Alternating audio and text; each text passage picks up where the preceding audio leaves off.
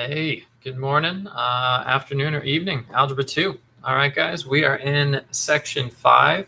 So Chapter 2, Section 5, we are jumping into linear inequalities in two variables. Basically just a fancy phrase that means you will be graphing inequalities in this section, okay? So textbooks open to page 124, and let's jump into it. All right. So we are graphing inequalities. You will be doing a lot of shading with this, okay?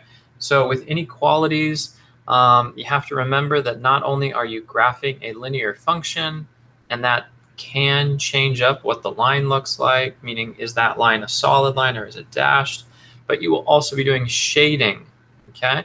So make sure that you understand all the different parts as we go through the notes, and you'll see plenty of example problems to diagram that all out there for you. Okay, so it is very important for you to remember the shading. Honestly, it's easiest when you are in slope-intercept form, okay? And slope-intercept form, remember y equals mx plus b.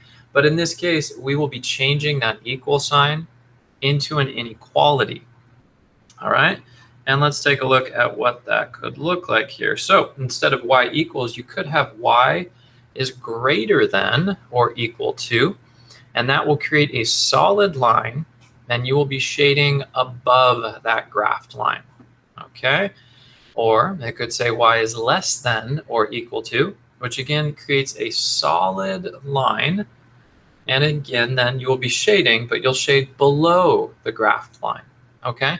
Now you'll notice the or equal to in inequalities, that is where you have a solid line because the graphed line can possess any point along that line. And also then because of the inequality, it could possess anything if it's shade above, which is greater than, or anything that's shade below, which is less than. Now, following down the notes here, what if you just have y is greater than? Well, that's now going to be a dashed line, and then you will still shade above. Now, what does a dashed line mean? It's basically a placeholder, okay? The line or the graph of that line is not going to possess anything on the line. That's what the dash tells you. But it could possess anything that is shaded above it if it's greater, or if you look down, if it's less than, it can possess anything that's shaded below that line. Okay, so dashed line, the definition there, it does not possess anything on the line, only possessing something that is in the shaded region. Okay, all right. So just some simple reviewing of slope-intercepts, graphing, slope-intercept format, because you will be doing a lot of that in this section. Okay, again, if you have a graphing calculator, this is kind of another section where it would be helpful, because once you get the equation in slope-intercept format, you could just plug that equation into your graphing calculator, okay?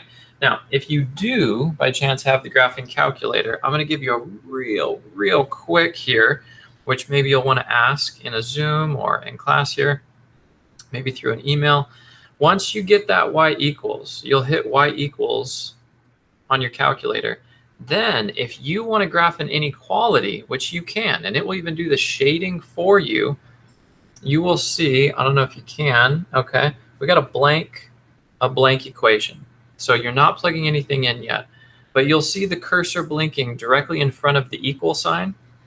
Hit the arrow to the left so that now you'll notice the cursor is highlighted and blinking on the equal sign.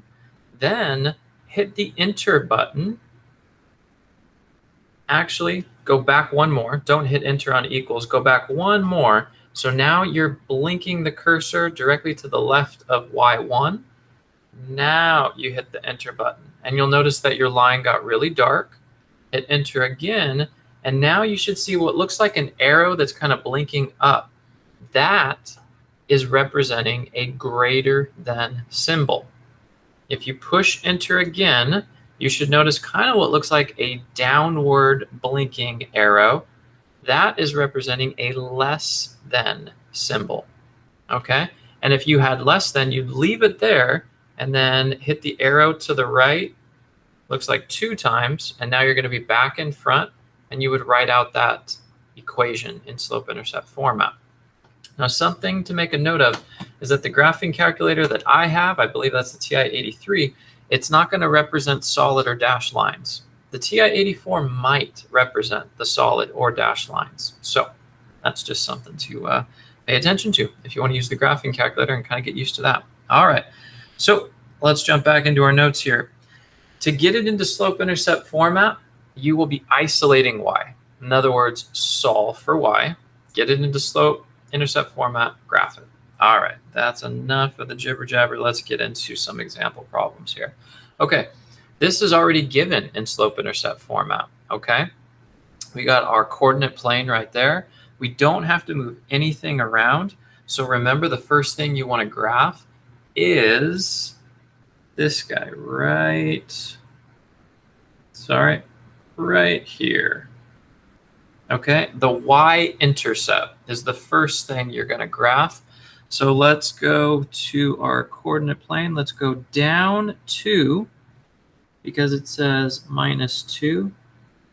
And let's put our dot right there. Then we are going to be graphing our slope. Now remember, slope is always given as rise over run. If it's a whole number already, they're not going to give you that 1 on the bottom. So don't forget there is a 1 there. Okay, so now from the y-intercept of -2, we will go up 3, and then we will go to the right 1 time. So we go 1, 2, 3, and then 1 to the right, and we are right there. Now you got to pay attention to what that inequality is. It does say or equal to. So that means we will have a solid line. Okay. And let's get that solid line. Okay. Now we have to shade. All right. So let's change our color here. And it says greater than. So where is the graph representing greater than? And that's going to be on top of the line, which is right up here. So if you kind of imagine, even though it looks like it's going straight up and down, technically this side right here, this is where y is getting bigger. So when it says y is greater than, where is y getting bigger? And that's where you're going to shade for y is greater than. Okay. Let's go to example problem number 2. All right, again, it's already set up in slope-intercept format, so we can immediately go and start our graph. Now, the first thing always is the y-intercept, and the y-intercept is right here with a +3, meaning go up 3. So we go 1, 2, 3. Got a dot right there. Then we have a slope. This is a clearly defined -2 over a +3. I personally always like to put my negative sign in the top number, the numerator, so that the bottom of my fraction always goes to the right, so that I'm consistent, okay? So a -2 would mean go down 2 and right 3 times. 1, 2, 3. So we should be right there. Okay, now take a look. Are we solid or dash? We are dash line because it does not say or equal to. So a dash line, dash, dash. Okay, there's my dash. Now it says y is less than. So I'm going to shade down here because that is where y is decreasing or becoming smaller, less than. All right, perfect. Now let's go ahead and move into another example, but this is not set up as y equals. So let's take the time to do that. All right, here's what you could do. You could take this 3x right here and move him over, leaving you with a -4y greater than, now it's a -3x plus 12. Okay, now we got to get rid of that -4. So we are going to now divide everything by -4. Okay, that will cross this out right here. And let's move down the page just a teeny bit. All right, so that does leave you with y. But here's a vital, important, don't forget it type moment. Anytime you divide or you multiply by a negative coefficient, you must flip the inequality sign. So now that would flip the inequality sign to that, which is now a less than symbol. And notice a -3 over a -4, that's going to create a +3 over 4x. And that's a +12 divided by a -4, which would now create a -3. So what you are looking at here in slope-intercept format is y less than 3/4 x minus 3. Now we can go in and graph it. So -3 for our y-intercept, we go down 3, 1, 2, 3. We have a positive slope here of a +3 and then over 4. So we go back up 3, then 1, 2, 3, 4. Okay, we're right there. And it is dash because it does not say or equal to. All right, dashed. And then the final piece, where do we shade? It says y is less than. So this is where y is decreasing on that side of the graph. That's where you shade. Okay, good. Let's move into our very last example problem. We have to solve for y, get it into slope-intercept format, then graph it. So let's move through those steps. Distribute the 2 that's on the outside of those parentheses.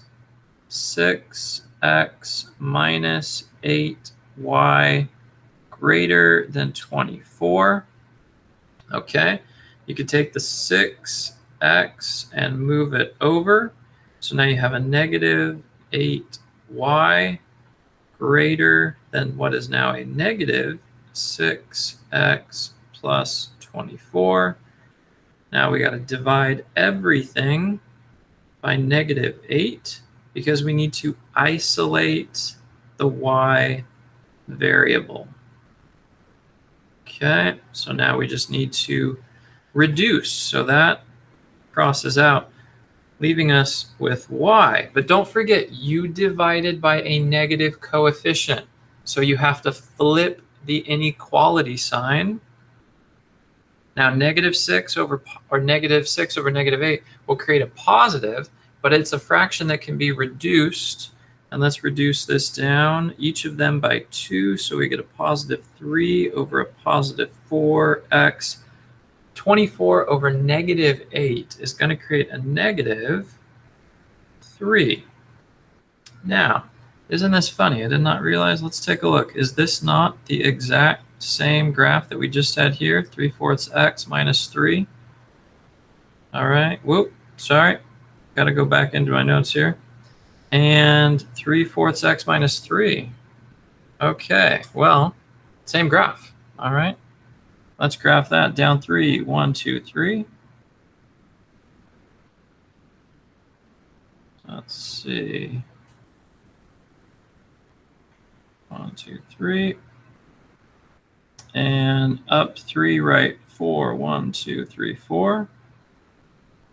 Okay, dashed line.